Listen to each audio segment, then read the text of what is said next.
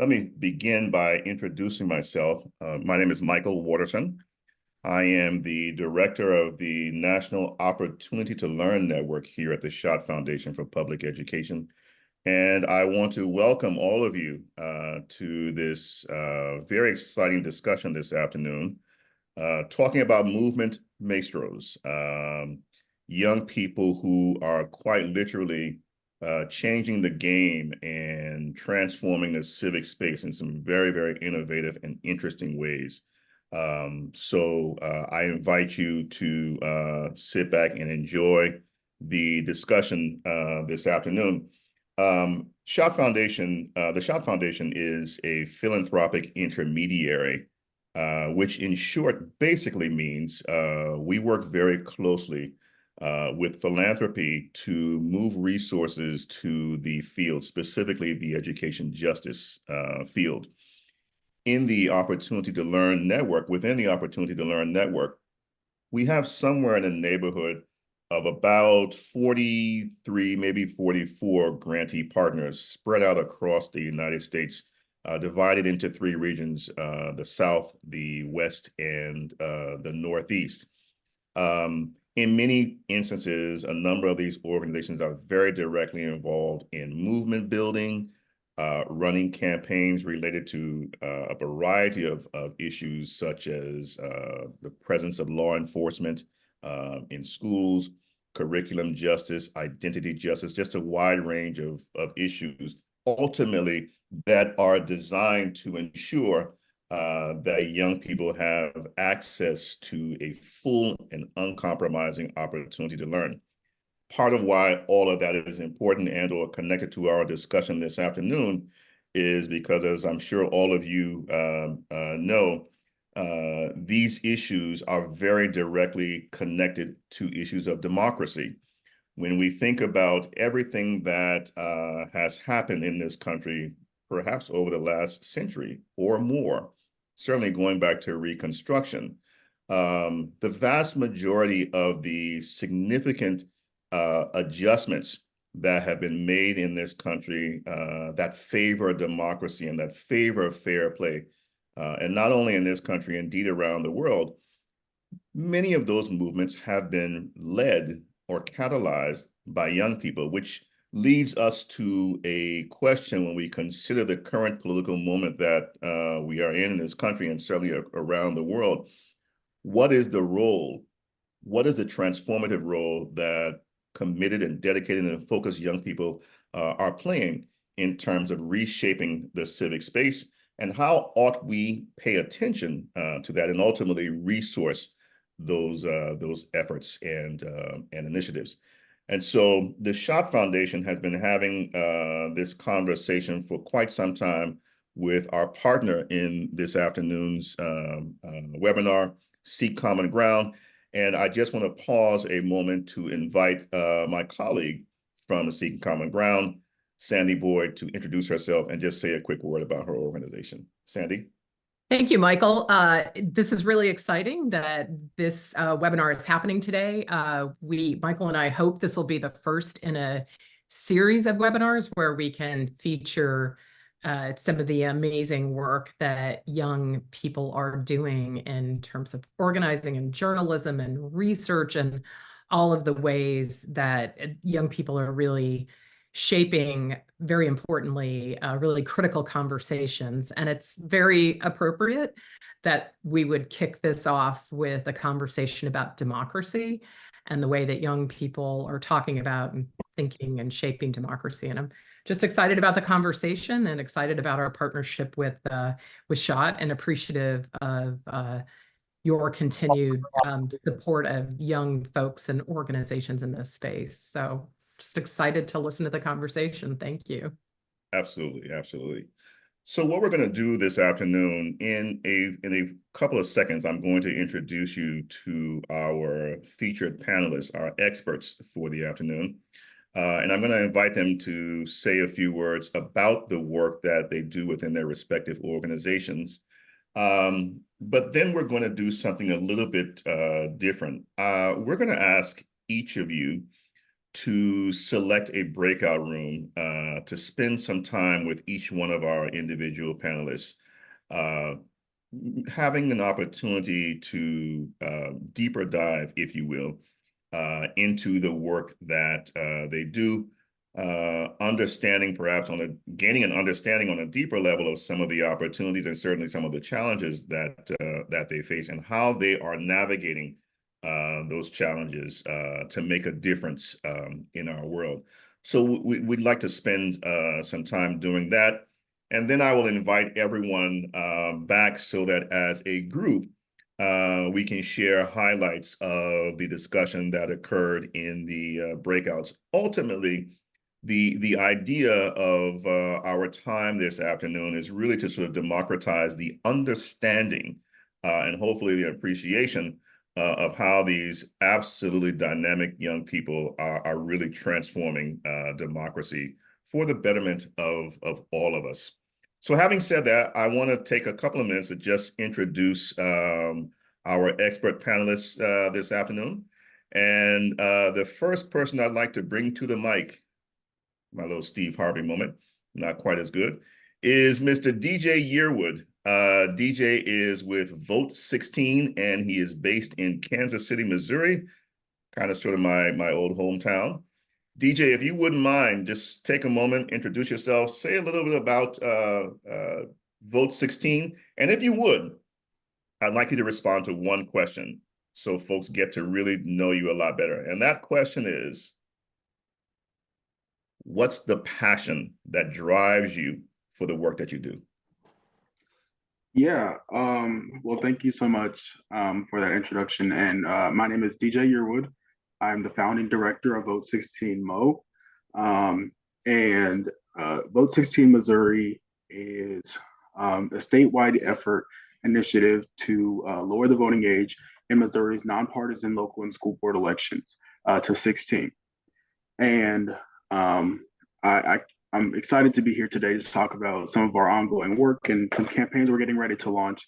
But to answer your question, Michael, what drives my passion is, I would say, my perspective, because while on this journey, since we launched the Vote 16 initiative last year in March, we we have heard from adults multiple times, young people, 16 and 17-year-olds, they're not competent enough, they're not motivated enough, they don't care enough, they're not ready to be involved. They try to pull out that sciencey thing, your brain's not fully developed till 25. You don't know how many times I've heard that. And so, but from my perspective, I see motivated, I see caring, I see passionate 16 and 17-year-olds across the state, across party lines, from rural and urban Missouri, from people who you would not expect to care. Don't let the topic of no taxation without representation come up in a high school classroom. And so we've seen it. I see it from my perspective. And so that's what drives my passion, is that my peers know that there's an injustice, but feel like they can't do anything about it when we can. Indeed. Thank you. Thank you much, DJ.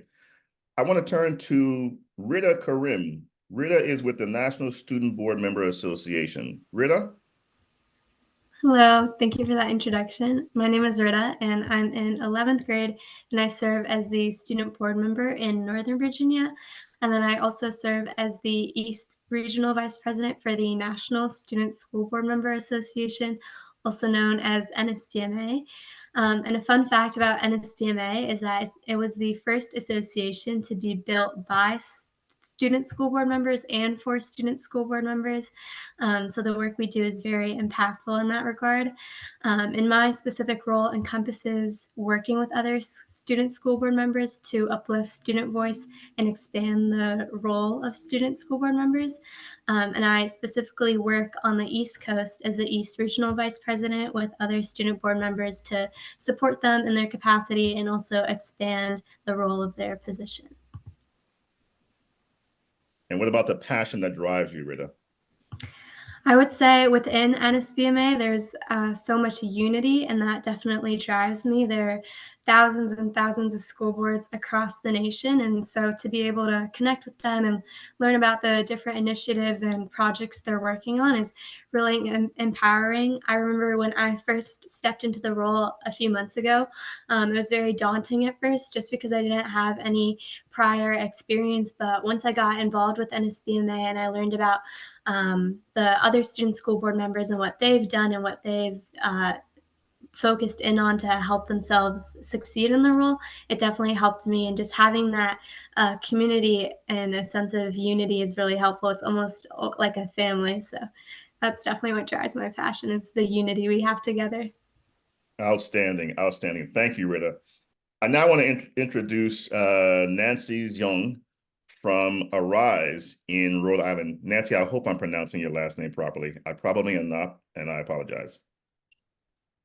Good afternoon, everyone. My name is Nancy Zong, and my pronouns are she, her, hers. I'm with the Alliance of Rhode Island Southeast Asians for Education, and I'm the program manager. So we run a few youth programs throughout the school year, and specifically, we are working with young people in middle school, high school, some college students to make sure that they learn the advocacy and the activism skills they need to navigate their educational experience and to make the changes that they want to see and what that looks like for them.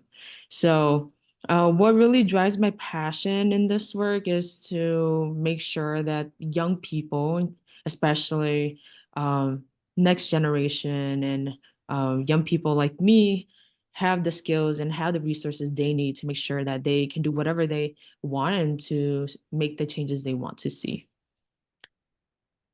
Outstanding. Thank you. Thank you so much. And rounding us out this afternoon is Zoey Belyea from Citizen University. Zoey. Yeah, hi, Zoey Belyea here from CU.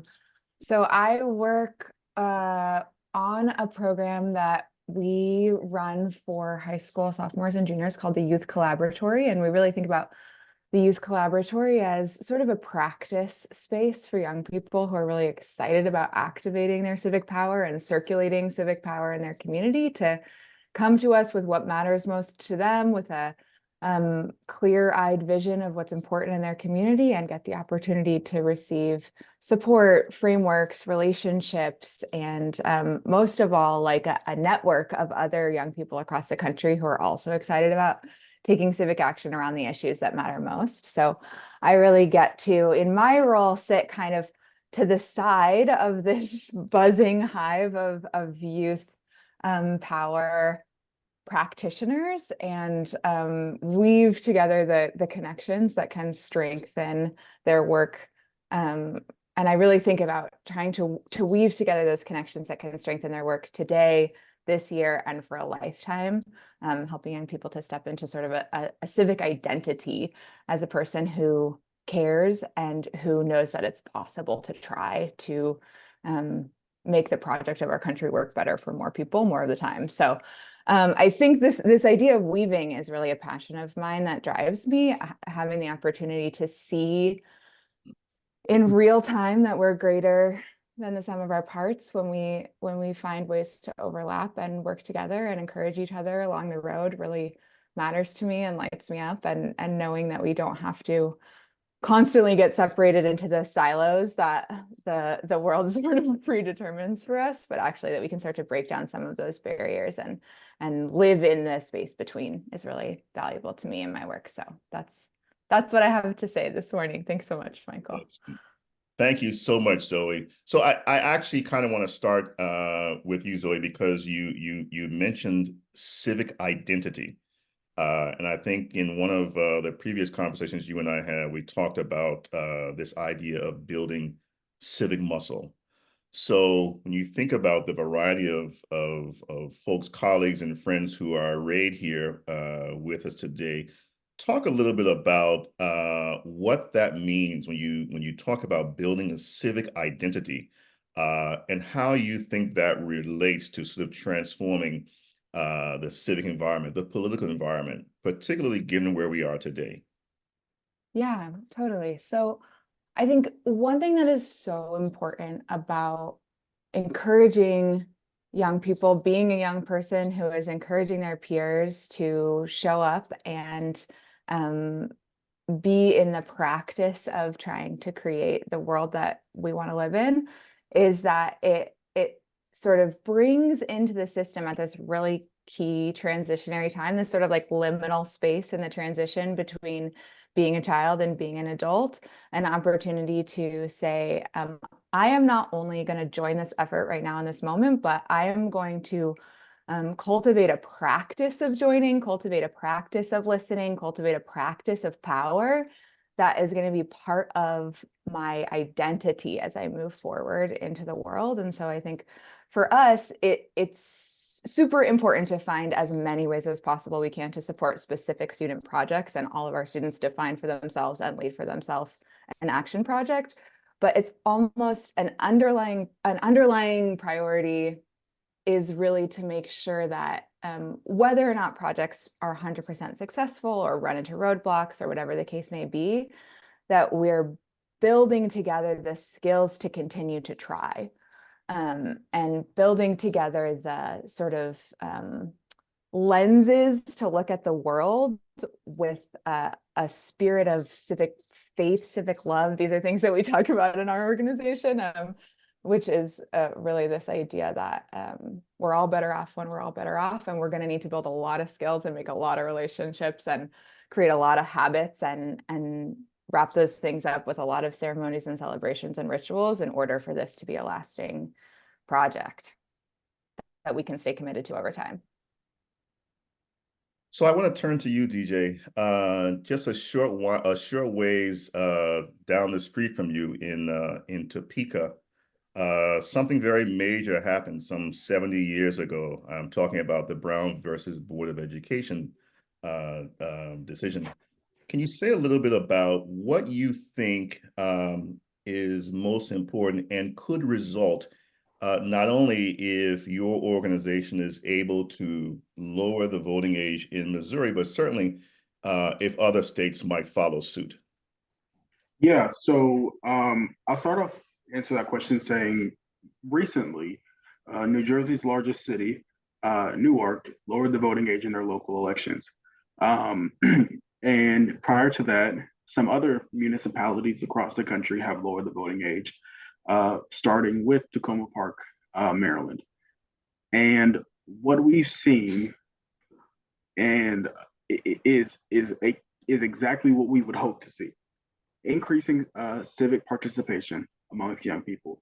Young people to voter turnout surpass their parents and their grandparents when in local elections, when the voting age is lowered to 16, and it doubles actually. Young people have continued to form this habit in those municipalities of continuing to vote in local elections, whereas otherwise, like here in Kansas City, people don't start voting in local elections until they're mid to late 30s. If we can bring that 15 years back, then we're getting young people who are continually voting and continually making sure that they have representation at the local level. We are excited to announce this week that we're launching a Vote 16 KC campaign. So we're launching a campaign right here in Kansas City, which is aiming to get the voting age lowered in Kansas City's municipal elections this year. And so with that, Kansas City will become the largest city in the nation. We're going to speak into existence. Kansas City will become the largest city in the nation to lower the voting age in its local elections. And what that means is that there will no longer be tax questions that 16 and 17-year-old workers do not get to vote on. There will no longer be school board members who run their lives, their day-to-day lives, their schedules, that they no longer get to vote on. When buildings are Kansas City's buildings and public schools are decaying, and when the bonds come up of whether or not they want to approve new taxes or new bonds to fund those buildings, the students will have a say on it. And so those are all very, very important things. and it seems like it's only right. And so I've one thing that I've said routinely throughout this time since we've launched is that there are no downsides. People often say, there's pros and cons for every issue. There's not to this one. Um, and so I can't wait to be able to have those conversations more. Wow, interesting. Thank you much. Thank you much. Let me turn to you now, Nancy.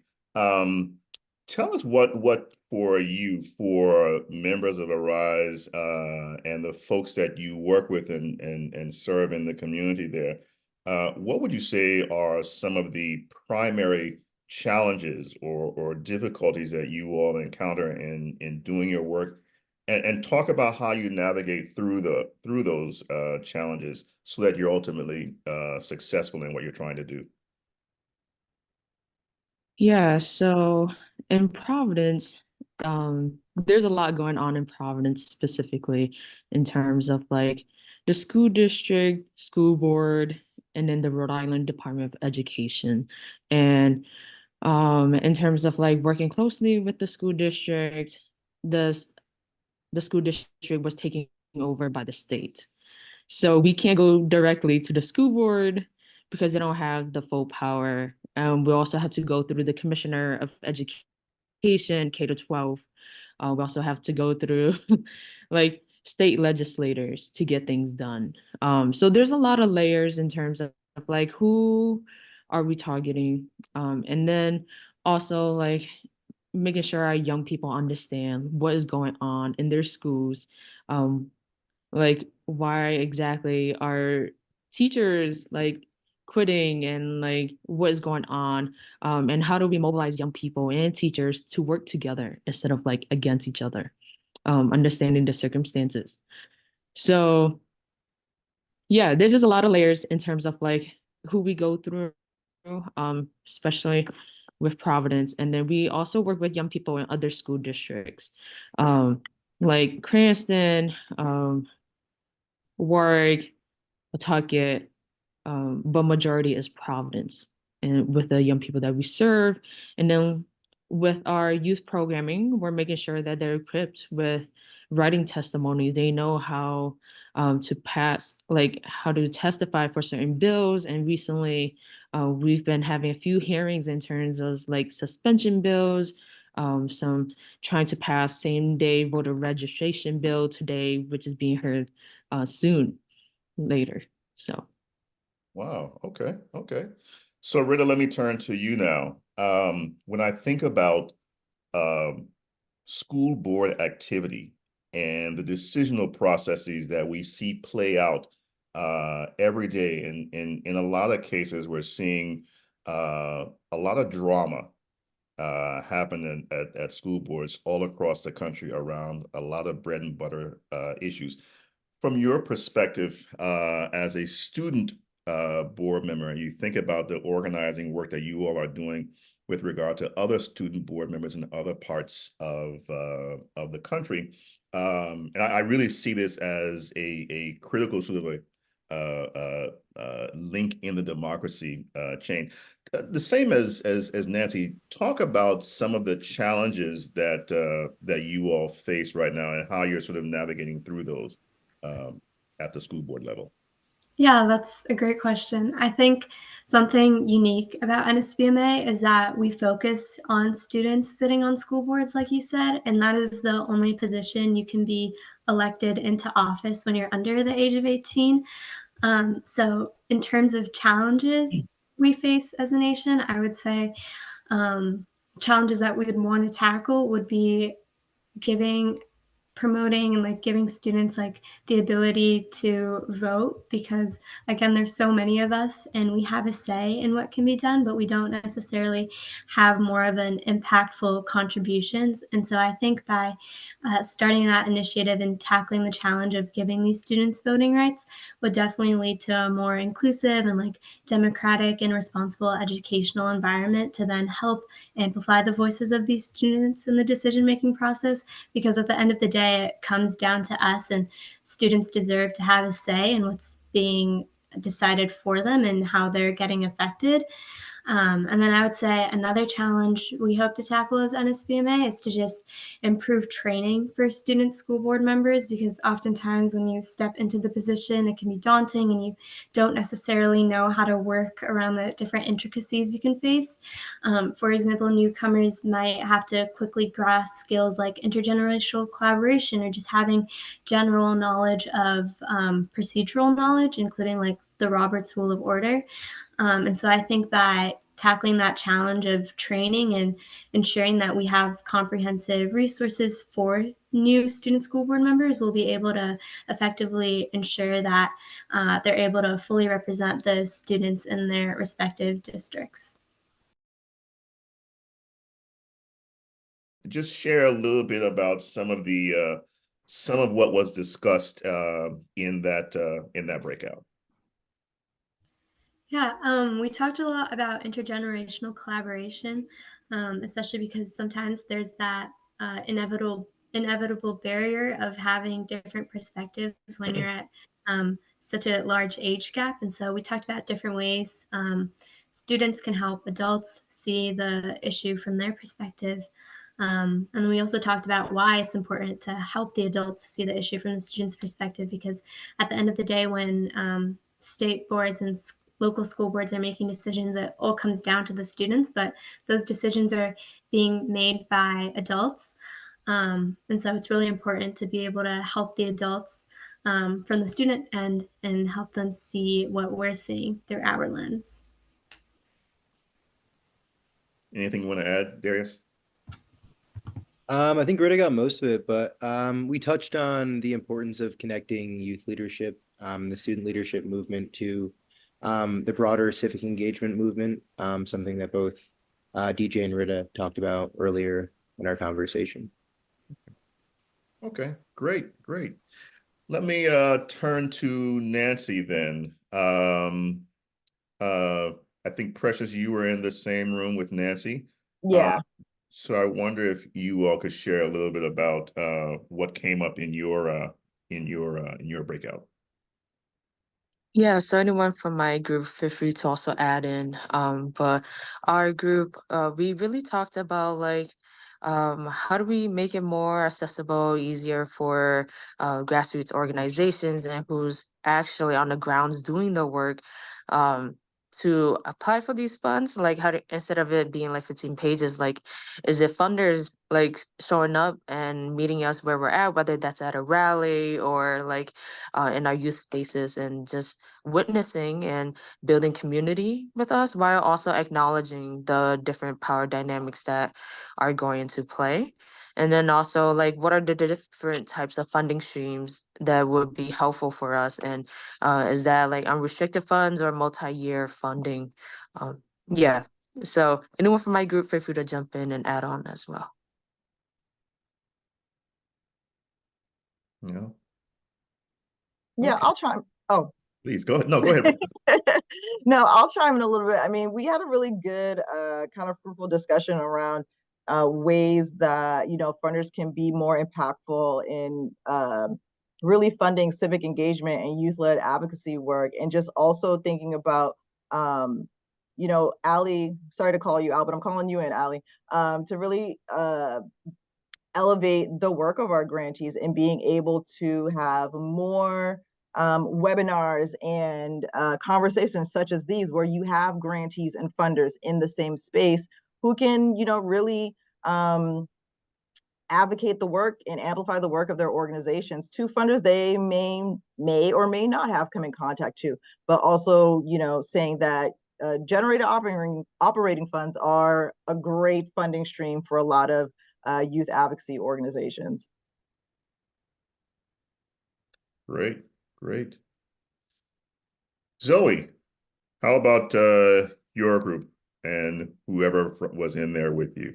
Yeah, I'm so pleased to invite Armin to share because he was our note taker and has some really lovely thoughts to bring into the mix. Very lovely thoughts. We can kind of feed off of what Rita said about intergenerational collaboration.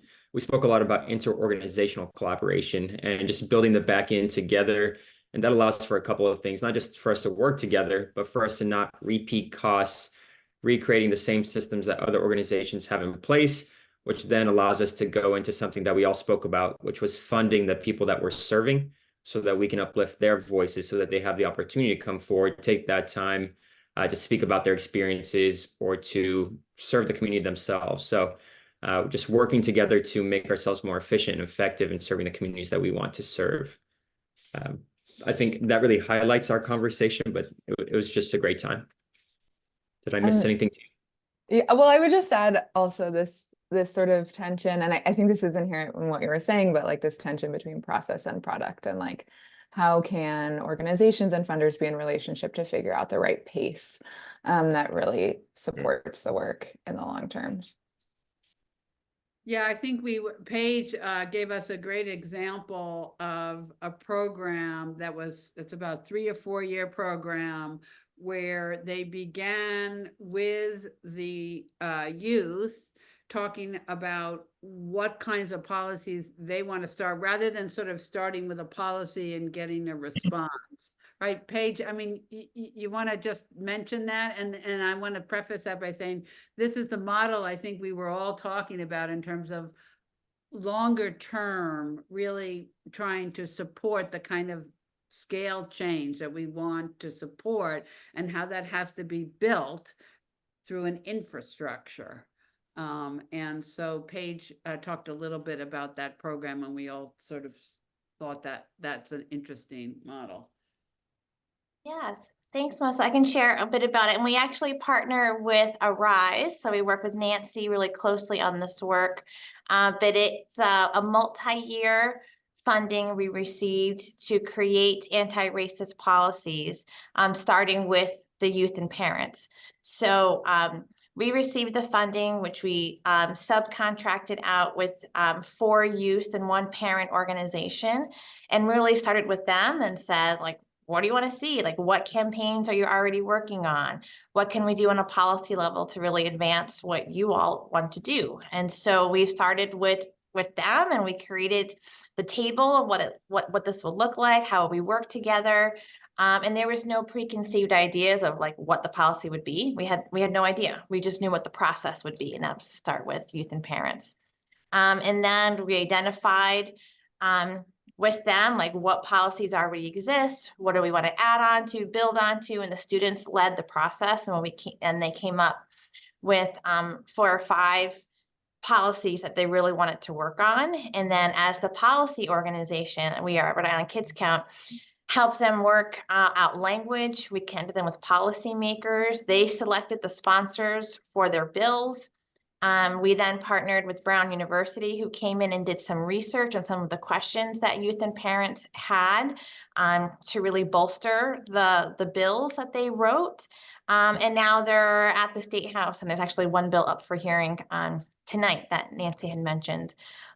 So really started with youth and parents, and then we were really fortunate to have the multi-year funding and to have the trust-based philanthropy, where we really let young people lead, and we provided the support for them to do that.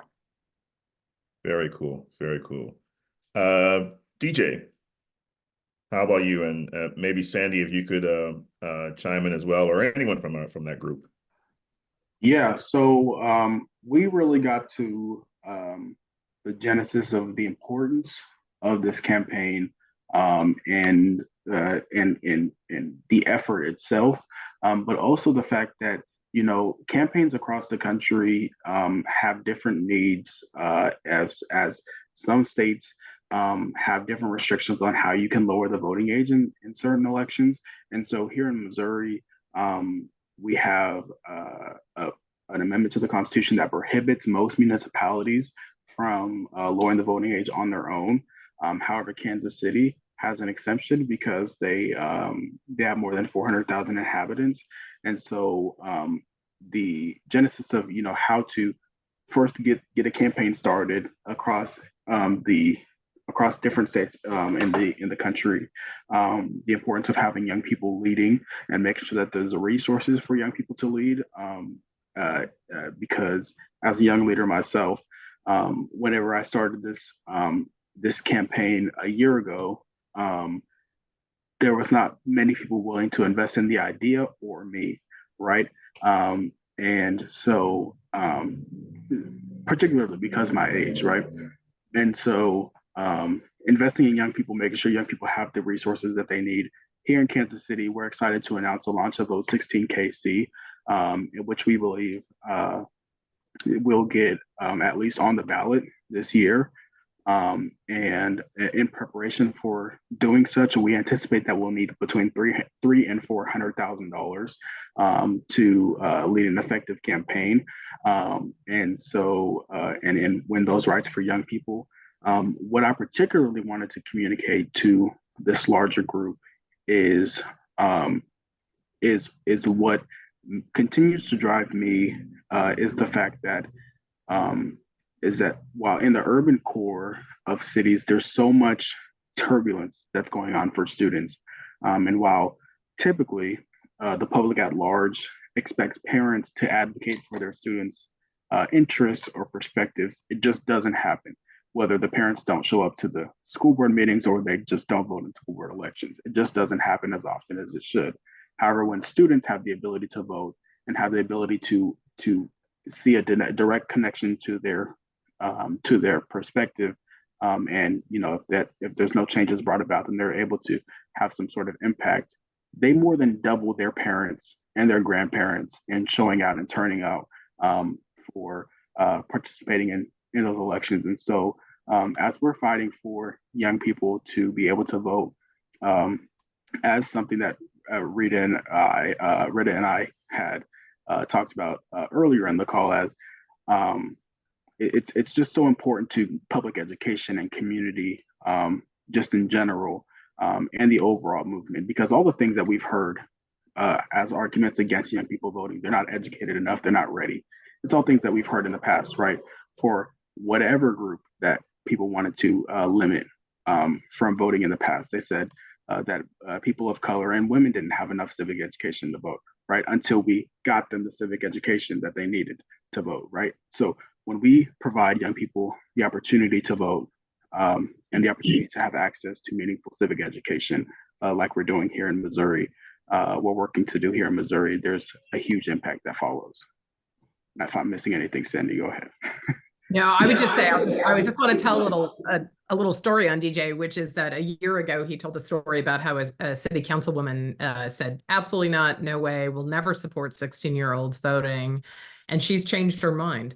And so like, that is not unusual. We see that happen, right? It happens when young people show up and when those intergenerational partnerships are developed, change really can happen. And so like, kudos to DJ and to all of you on this call that are doing that work, which is so incredibly important. We also, it's so funny, just circling back to everybody else, we talked about intergenerational partnerships. We talked about the challenges of fundraising, needing fiscal sponsors, C3 and C4 status, like just all of the business of getting work done. And then, of course, fundraising on that work. But I do think, like in the course of foundations, funders, whatever, $300,000 to allow 16 and 17-year-olds in a city as large as Kansas City to vote does not seem like that much to me. That seems like an investment worth making, right? So I hope your fundraising efforts are successful and that we can continue to spread the word about the work that you and other folks on this call are doing. So I'm just super impressed. Want to be helpful where we can. Thank you so much. So let me join Sandy and just first of all thank each of the four of you, our expert panelists this afternoon. I think each of you are outstanding in your own rights, but you did a really great job of sort of helping us better understand the space in which you are working and organizing, and more importantly, I think to better understand the potential really for transforming our civic space that exists in as much as you have the support and coordination that your organizations need. I also want to thank all of you who have remained with us up to this hour. Um, I had a few pithy, nice remarks that I was going to make to sort of impress everyone, but I'm not going to do that because I think the presentations and the discussion that flowed from that sort of speaks for itself. So what I am going to do is I'm going to ask our panelists,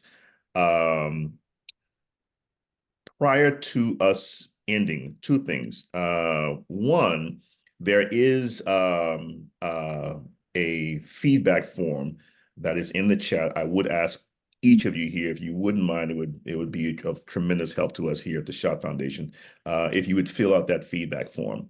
But beyond that, I want to ask each of our panelists just to take the remaining moments and each of you just share with us something that you believe to be compelling and utterly important for all of us to keep in mind, whether we are funders or fellow organizers. If you have one thing that you absolutely want us to understand and remember, please share whatever that may be. Zoey, can we start with you? Hope I'm not putting you on the spot. Sure. I think that I have felt a little self-conscious in this conversation of being sort of upstream of or adjacent to a direct active organizing space and sort of being the supporter of young people who are doing this more direct work in communities around the country. And I think getting the opportunity to be a part of this conversation just really reinforces to me the what I believe to be the power of the combination of action and reflection, and sort of this idea that we need to both have the courage to take courageous action in every moment as young people, as adults, in every moment of our lives, and we also need to be conscious of the way and thinking about like how we build, even within organizations, within movements, within grassroots organization work, structures that can help support us for the long term, whether that's relationships or time to rest or spaciousness or standing side by side so that we can actually go really fast when it's really urgent. So that's sort of how I'm leaving this conversation, and I appreciate the chance to be involved. Thank you. Thank you so much, Zoey. Rida, let's go to you. I think something important to focus on is that when you fund, the outcomes shouldn't necessarily be linear. A lot of funding within NSBMA can be non-linear, not only NSBMA in general, but any organization that's working to advocate for students and bring their voices to the table. Just all of our organizations in general, that's a common initiative we have. The change isn't necessarily always linear, and you're not going to see it immediately. Like, we have setbacks, and I think that for a funder to continuously put in faith and have hope in us and support us in whatever capacity we need, that's the most like empowering and like biggest thing that's like possible, and that really speaks to their commitment. And so it's just important to remember that advocacy and just representation is not always going to have positive outcomes, and even like within those setbacks, it's very important to remember that you're not going to see tangible outcomes immediately, and time and patience is like a very important thing. Indeed, indeed. Nancy, how about we come to you? Yeah, so one thing that's really important to me, and I mentioned in my small group earlier, is I think it's important for funders to actually come visit and come see like how the work is going, and to be able to build trusting relationships with our young people, because they know what's best for them, and they know where what supports they need and where they want the money to go towards, and to also engage our parents and to restore the harm, whether there was harm inflicted, whether that was intentional or not, whether that was done by the system, there needs to be a way where we are able to work together and to elevate each other's work and to support each other so that we can really transform what is going on in the education system. Thank you so much, Nancy. DJ, bring us home. Yeah, so I really appreciate everyone's time here today. Um, and what we've heard throughout this call is that unless we take intentional action, that young people will continue to be at the brunt of various negative systems that are continually framed against them, and there's a facade that they're for them, right? Um, if I were to go to this big window that's shining in my face right now, there is a school board sign outside the window for a candidate with a checkbox that says "for the kids." Um, except for the fact that not a single kid will cast a vote in her name.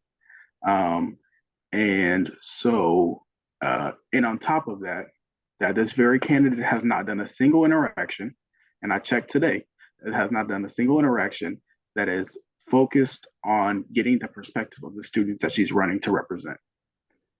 And so there can be no justice in a system that says, oh, well, this group of people, despite being taxpayers, despite being all the things that otherwise we would say qualifies a person to be able to vote, but because they're 2 years younger, or because we think that they're not ready, that we're going to limit them from having any say on their future or on their present.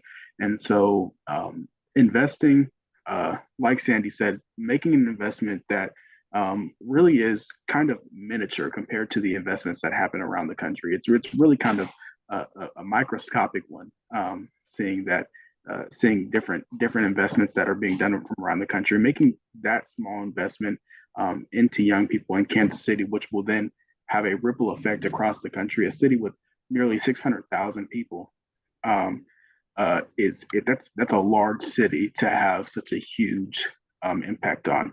And then finally, I'm going to copy Nancy real quick and say, I want to invite funders and supporters to come out to Kansas City and see it for yourself too, right?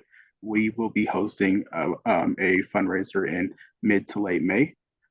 There will be young people, there will be community leaders, there will be all of our action going on. Our city council supporters, elite members who are supporters will be there.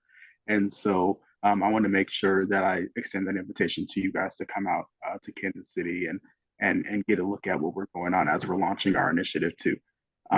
So yeah. Excellent. Thank you so much, DJ. And thank you to each of you for being repairers of the breach, for standing in the gap when so many of us oftentimes choose not to for a variety of reasons. And I'll just say personally, it gives me a great deal of hope and comfort knowing that despite the way things appear, my democracy is in good hands because of focused and committed young folks like yourselves. So thank you very much for the work that you're all doing. And for all of you who have joined us this afternoon, thank you very much for coming in and for being here with us. For my good friend and colleague, Sandy Boyd, thank you so much. And to everyone, please, once again, please take a moment to fill out the survey. And more importantly, please stay tuned because as Sandy said at the beginning, this is the first in a series of these kinds of sessions where we are really going to be intentionally lifting up the genius really of young people and the impact that they are making every day on our civic space. So again, thank you very much. And I hope you all have an absolute wonderful afternoon. Take care.